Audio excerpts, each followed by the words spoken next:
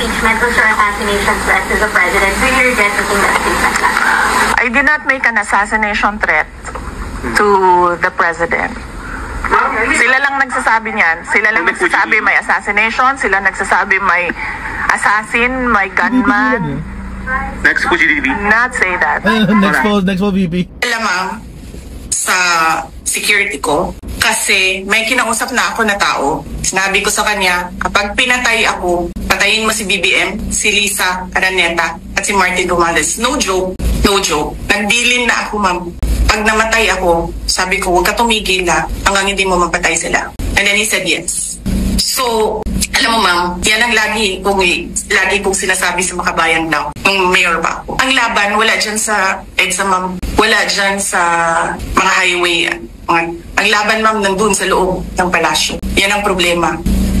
We appreciate yung expression ninyo ng disgust, ng pagkamuhi, ng hopelessness. Okay. Kasi it reflects kung ano yung nararamdaman ng marami, milyon.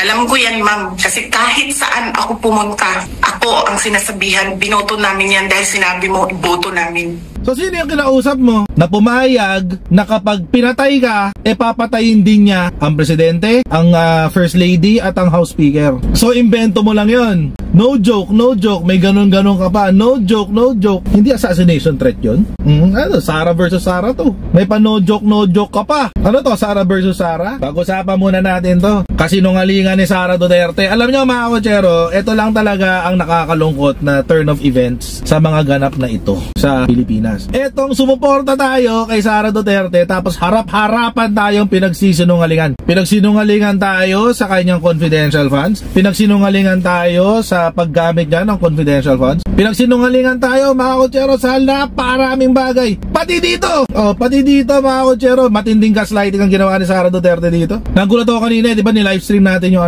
ni-livestream natin yung kanyang press conference kanina. Salamat kay Net25. So nakikinig tayo kanina nung kanyang press conference tungkol sa kanyang impeachment. Although meron siyang script, di ba? Pero hindi pa rin niya sinunod yung script. Ganun siya katigas ang ulo. Kaya ayan tuloy. Ito talaga ang the best part kay Sara Duterte mga kotsero. The best part of Sara Duterte is sinungaling na nga siya, nahuhuli pa. Binigyan nga ng script para kung ano yung sasabihin mo, yun lang yun. No more, no less. Kaso mo, nagmagaling ka iha.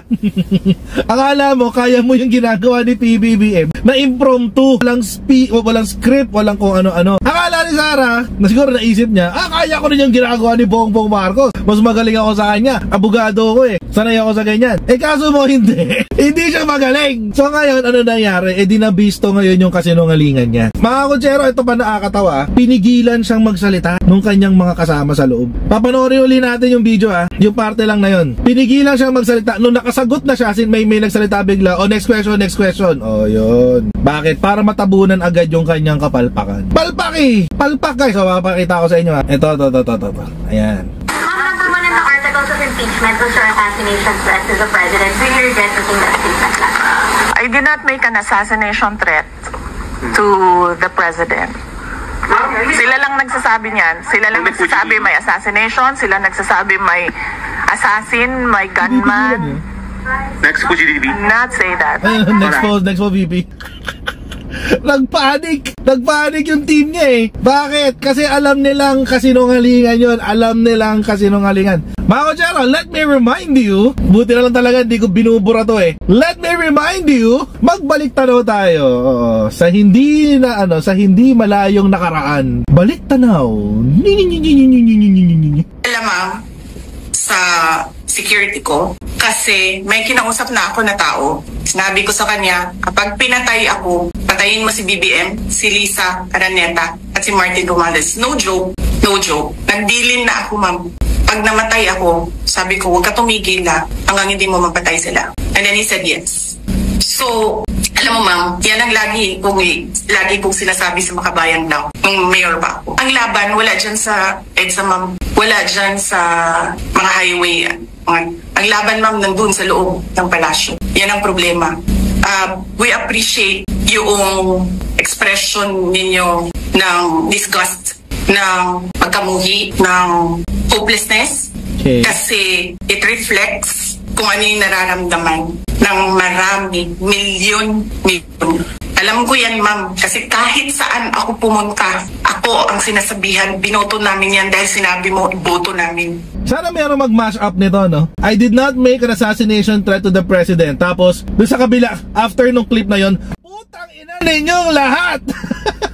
Ganon. Tapos meron yung may kinausap na po ako. Pag pinatay ako, patayin si Bongbong Marcos. No joke, no joke. Sana may gumawa ng ganon. Yung sinabi niya ngayon at saka yung sinabi niya noon, para taong bayan ng maghuhusga kung sino ang nagsisinungaling. Anong sabi niya ngayon? Wala akong sinabing papatayin ng presidente. So sino yung kinausap mo na pumayag na kapag pinatay ka, papatayin din niya ang presidente, ang first lady at ang house speaker. So invento mo lang yon. No joke, no joke. May ganon-ganon ka pa. No joke, no joke. Hindi assassination threat yun?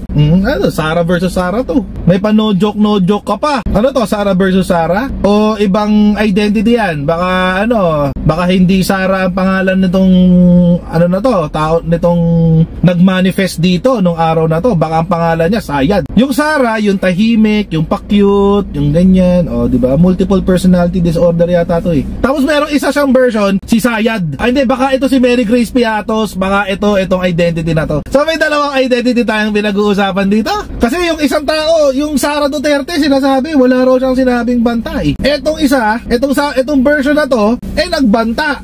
Sino yan? Baka yan si Mary Grace Piatos. Or ang pinaka-posibleng ganap, pinaka-posibleng nangyari, sinungaling si Sara Duterte. Yun ang pinaka-posibleng nangyari. Sinungaling si Sara Duterte. Ganun lang naman yun eh. It's either hindi ka psychotic or sinungaling ka. That's it. Kasabihin mo, wala ka sinabing banta. Consummated na nga yung kontrata mo dun sa Hitman. May kontrata ka na sa Hitman eh. So binobola lang tayo dito. May agreement ka na. So may kontrata ka na. Ano yung terms of the contract? The contract is, pag may nangyari sa'yo, pag namatay ka, patayin mo yung presidente, yung first lady, at saka house speaker.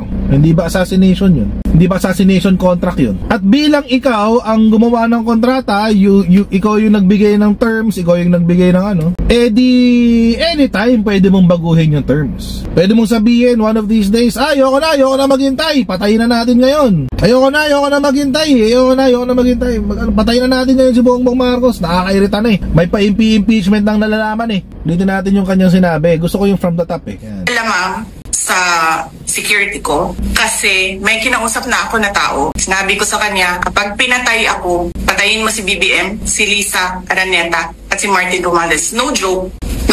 Nagdilin na ako, ma'am.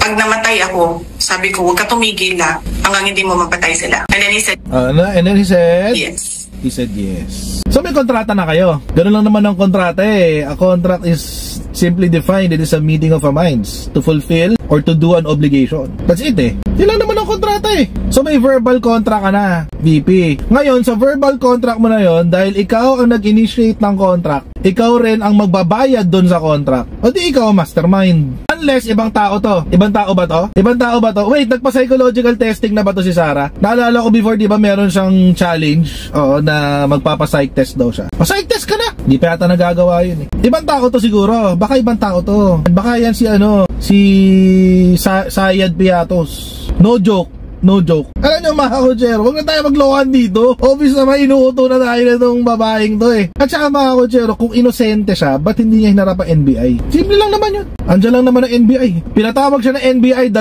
beses. Kung inosente ka, ba't di mo hinarap? Magbibigay ka lang naman ng statement mo. Hindi ka naman kakasuhan initially. Pero dahil hindi siya naglabas ng statement, mga kotsero, wala hong choice ang NBI kung hindi mag-proceed sa kanilang pagpa-file ng kaso. She's in default, di siya humarap eh. Ganun lang ho kasimple yun. Kung inosente ka talaga, bakit hindi ka nagpaliwanag noon? Tapos yun, sasabihin mo, wala akong sinabi, wala akong assassination threat, blah blah blah. Baka kasi iba ang definition niya ng threat. Baka para sa kanya, ang banta or ang threat ay kapag, halimbawa ganito, kapag nag-issue ka ng statement that harm or injury will be done to another person. So alam mo, pag sinabi niya na, Bongbong Marcos, pag hindi mo ginawa ito, papatayin kita. Baka yun yung sinasabi niya assassination threat. Para sa kanya siguro, ganun ang definition niya ng assassination threat. Kaso mo, etong isa, well, it's not only a threat anymore kasi meron ka ng verbal contract. Consummated na, practically, yung attempt to assassinate. Nagkontrata ka na eh. The murder is not yet consummated. Kumbaga, hindi mo pa napapatay yung presidente, hindi mo pa napapatay si FL, hindi mo pa napapatay si speaker. Pero may kontrata ka na, nandun ka na sa stage 1. Ganun lang kasimple yun. Ito yung tinatawag nating gaslight. Na ito yung pinakamagandang example ng gaslighting. Yung may ginawa ng kalokohan ng isang tao, tapos sisisihin ka pa. Pinagbantaan ni Sara ang presidente. Hindi ko siya pinagbantaan. Wala akong pinagbabantaan. O so ngayon ko questionin mo, pinagbantaan ba niya talaga? Parang hindi nga yata. Gaslight. Para lang mailusot yung sarili niya. Para lang mailusot yung kalokohan niya dyan sa confidential funds.